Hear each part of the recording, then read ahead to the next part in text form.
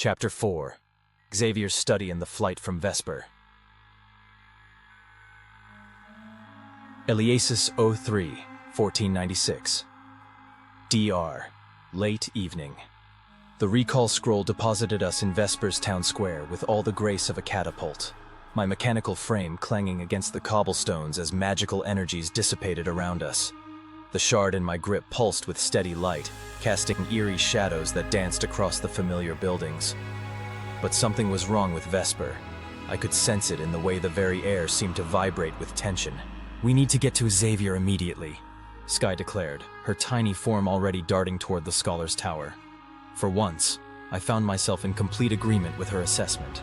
Whatever Dierdre's interest in our activities, her attempt to prevent our escape suggested we were running out of time. Xavier's tower stood like a beacon of sanity in the growing madness of our situation. The elderly scholar met us at his door, his eyes immediately drawn to the shard in my possession. His reaction was immediate and profound. I watched his face cycle through recognition, fear, and something approaching awe. "By all the gods," he whispered, gesturing for us to enter quickly. "You actually retrieved one. Come, quickly, into my study. We must discuss this where prying eyes and ears cannot reach us." Xavier's study was a marvel of organized chaos. Books, scrolls, and magical implements arranged in patterns that suggested deep knowledge and careful research. Ancient tomes lined the walls, their leather bindings worn smooth by countless hands. Magical diagrams covered every available surface, connected by lines of silver ink that seemed to move when I wasn't looking directly at them. The scholar immediately began securing the room, casting ward after ward until the very air hummed with protective magic. "Scrying," he explained tersely. "Someone has been watching you. Multiple someones, in fact. I can sense the magical residue of at least 3 different divination attempts." "Dierdre," Trench said grimly, his voice still carrying the rasp of recent death and resurrection. "She tried to stop our escape." "Among others," Xavier confirmed, producing a small crystal that glowed with soft blue light. "Hold still." He passed the crystal over each of us, and when it reached Trench, the light flared brilliantly.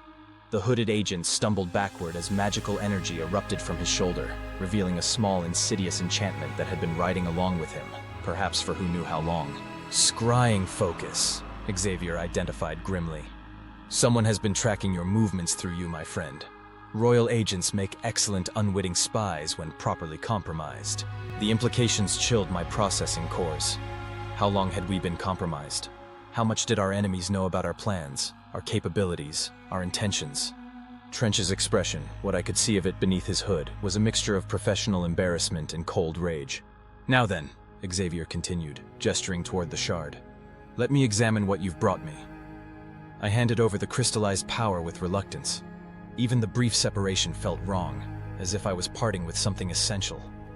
Xavier placed it on a specialized apparatus, a combination of magical lenses and measuring instruments that began humming the moment the shard made contact. "Remarkable," he breathed, adjusting various dials and focusing crystals. "This is definitely a fragment of the Gem of Immortality, one of 7 shards created when the original artifact was shattered centuries ago. Each shard contains immense power, but together..." He paused, looking up at us with eyes that held both excitement and deep concern. "Together, they could reshape the fundamental nature of reality itself, which is why Dierdre wants them," Connor observed, his faith-shaken voice carrying new understanding. "She's not just seeking power, she's seeking to rewrite the laws of existence." "Precisely," Xavier confirmed. "And now that you possess one shard, you've become a target for every force, good and evil, that has an interest in the gem's fate." Skye fluttered nervously near the apparatus, her magical senses clearly detecting the energies emanating from the shard. "Where are the others?" she asked. "If we're going to be hunted anyway, we might as well complete the set." Xavier consulted a thick tome, its pages covered with maps and arcane notations. "The locations of the remaining shards have been lost to time, but there are clues. Ancient texts speak of trials, of tests that must be passed to prove worthy of such power. One shard is said to rest in the holy capital of Trinsic, guarded by the faithful of truth and honor." "Trinsic," I repeated, my tactical subroutines already calculating travel routes and logistics. "How far?" "Several days' journey south," Xavier replied. "But the path is treacherous, And now that you carry a shard, the very forces of chaos will be drawn to you like moths to flame. As if summoned by his words, a sound echoed through the tower, distant at first, but growing rapidly closer. Bells. Alarm bells ringing throughout Vesper. My audio sensors detected the specific patterns: attack, invasion, retreat. "She's here," Trench said quietly, moving to peer through one of Xavier's magically warded windows. "Dierdre. And she's brought friends." Through the crystal-clear glass, I could see shapes moving through Vesper's streets, dark figures that seemed to bend light around themselves, making them difficult to track.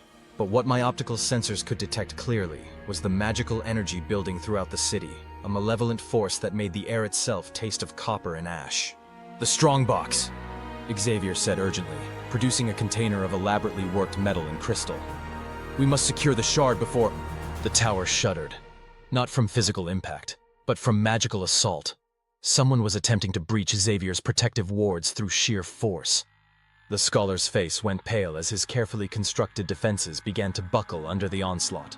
I placed the shard into the strongbox with swift efficiency, then watched as Xavier sealed it with an arcane lock so complex that even my enhanced processing couldn't follow all its permutations. "This will hold," he assured us, "but not for long against concentrated assault." Another impact against the wards, stronger this time. Books began falling from their shelves, and several of the more delicate magical instruments cracked under the strain. "We need an escape route," I declared, hefting Styx's warm embrace. The hammer felt heavier than usual, as if it too was responding to the magical chaos building around us. "The back passage," Xavier said, leading us toward what appeared to be a solid wall. A whispered word caused the stone to shimmer and reveal a hidden doorway. "This leads to the old sewers. You can reach the docks without being seen." But as we prepared to flee, Sky suddenly gasped, her tiny hands pressed to her temples. "I can hear her," she whispered. "Dierdre, she's trying to get inside my mind." The fairy's eyes went briefly vacant, and when she spoke again, her voice carried an odd dual quality, as if someone else was speaking through her. "Hammers of Ultima," the voice that was and wasn't Sky said. "I know you hear me. Return what you have stolen, and I will allow you to live.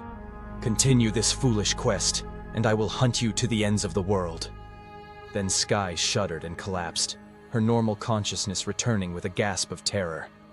She knows everything," the fairy whispered. "Our plans, our destination. She saw it all through my mind."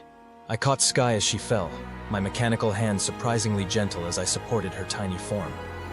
For a moment, my usual irritation with her aloof manner was completely forgotten, replaced by protective instincts I hadn't known I possessed. "Then we changed the plan," I declared with mechanical certainty. "Xavier, we need misdirection." The scholar nodded grimly. "Tell her you're going to the Shrine of Sacrifice to meet with Dabu.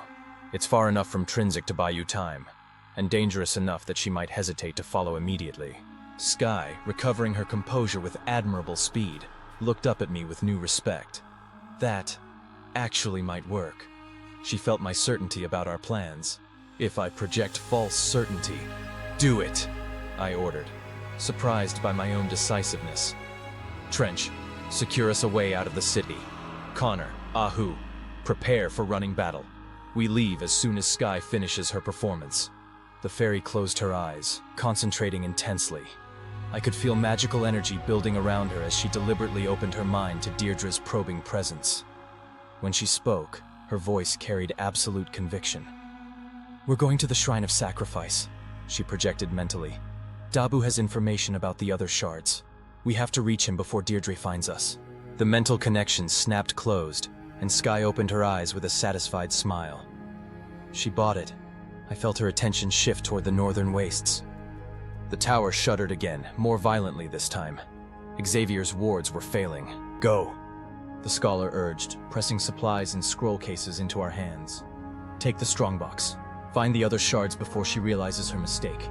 And whatever you do, don't let her complete the set." We fled through Xavier's secret passage as his tower's defenses finally collapsed behind us. The sound of magical destruction echoed through the sewers, a reminder of the forces arrayed against us. But we were alive, we had the shard, and we had bought ourselves precious time. The old sewers led us to Vesper's docks, where the smell of salt air mixed with less pleasant odors. Trench had worked his mysterious connections efficiently. A small, shabby boat waited at the end of a forgotten pier. Its captain a grizzled man who asked no questions and wanted only gold. 534 pieces, Trench reported. It's not much to look at, but it'll get us across the inlet to Cove. As we climbed aboard the rickety vessel, I caught sight of flames rising from the direction of Xavier's tower. My optical sensors automatically adjusted for the distance and glare, revealing figures moving through the firelight. Dierdre's forces, searching the ruins for any trace of us. But it was what I saw in the town square that chilled my mechanical soul. A figure lying motionless on the cobblestones, surrounded by the magical residue of violent death. Tybalt, one of Vesper's defenders who had tried to stand against Dierdre's assault. Another friend lost to this war we barely understood. As our boat pulled away from Vesper's burning docks, I found myself standing at the stern, watching the only place we'd known as safe disappear into the night. The strongbox containing our shards sat securely in my lap, its weight a constant reminder of the responsibility we'd accepted. "Cable," Sky said softly, settling on my shoulder with unusual gentleness. "I'm sorry. About earlier, about being difficult. I didn't understand what we were really facing." I looked down at the tiny fairy, surprised by her uncharacteristic humility. "You did well with the misdirection," I replied, which was about as close to praise as my social protocols could manage. "Where to now?" Connor asked, his voice carrying new determination despite his ongoing crisis of faith. I consulted the mental map Xavier had shared with us, cross-referencing it with my own geographical databases. Cove first, then overland to Trinzik. It's a long journey, and Dierdre won't be fooled forever. But if we're lucky, we'll reach the holy capital before she realizes her mistake. Trench was studying charts in the boat's tiny cabin, his hood pulled low over features that still bore traces of his recent resurrection. "The path to Trinzik takes us through contested territory," he reported. "Gnoll tribes, forest trolls, worse things. And now that we're carrying a shard, every monster and malevolent force in the region will be drawn to us." Ahu finished, his small green form radiating determined divine energy. "We'll need to be ready for anything." As Vesper faded into the distance behind us, I found myself calculating odds and strategies, planning for the trials ahead. But for the first time since this quest began, I felt something approaching optimism. We had struck a real blow against the darkness, recovered something of immense value, and escaped with our lives. The war was far from over, but we had proven we could win battles. And sometimes, that's all a soldier, even a mechanical one, can ask for. The boat carried us through the night toward Cove and the long road to Trinzik, while behind us, Vesper burned, and our enemies searched for prey that was already far beyond their reach.